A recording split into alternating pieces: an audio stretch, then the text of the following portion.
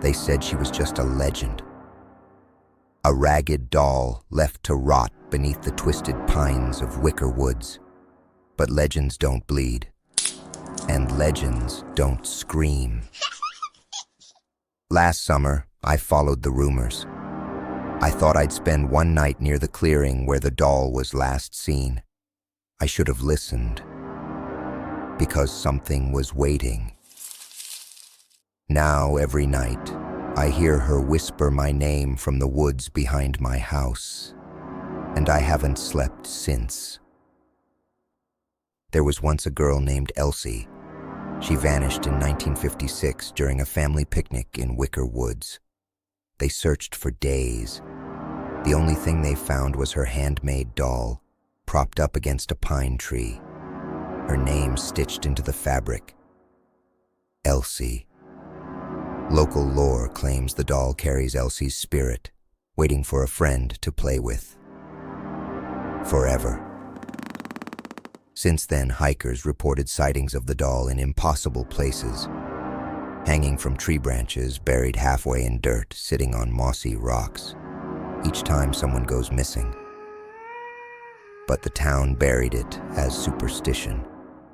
Until last summer. Until me. It started with a stupid dare. My friends and I were drinking by the lake when someone brought up the doll. I laughed, said I'd camp overnight near the clearing. Just bring proof, they said. So I did. I packed my tent, my GoPro, my flashlight, and a bottle of water. I was cocky, confident, a skeptic. By 9 p.m., I had my tent pitched just outside the infamous clearing. I started recording everything. Trees swayed quietly. I remember thinking, this is nothing. But the forest was too quiet. No owls, no bugs, just silence. At midnight, I heard the giggle. I unzipped the tent and aimed my flashlight outside. Sitting just a few feet away, illuminated in the pale beam, was a dirty cloth doll, Elsie. She hadn't been there before. I picked it up, threw it into the woods, sat back down, heart racing. 15 minutes later, I peeked outside again. She was back, closer. I tried to leave, but every path I took led me in a circle back to the clearing. Then I heard a voice. Would you like to play? I ran back to the tent. She was sitting on my sleeping bag. That's when I started losing time. I would black out, then find myself somewhere else in the forest. My camera battery drained. The GPS was scrambled. I found a hole in the ground near the big pine. Inside it, a journal. It belonged to someone named Caleb. Pages filled with drawings of the doll. Scribbled words. She moves. She waits. She never forgets. I flipped to the last entry. If you hear her giggle, it's too late. I looked up.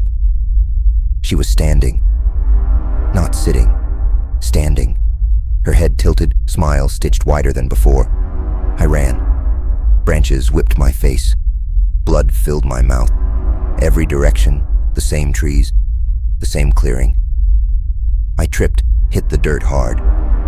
When I looked up, she was nose to nose with me. Her eyes' black buttons began to blink. "You said you'd stay," she whispered. I woke up in my tent, but it wasn't mine. The journal was gone. My phone had a single recording I don't remember making. If you find this, don't go in the woods. Don't follow her voice. Don't pick up the doll. She remembers your name. They found my tent, my flashlight, my camera, but no trace of me. Just the doll, sitting quietly, stitching undone, like she was smiling. If you ever find yourself near Wicker Woods, don't follow the laughter, and for God's sake, don't look her in the eyes.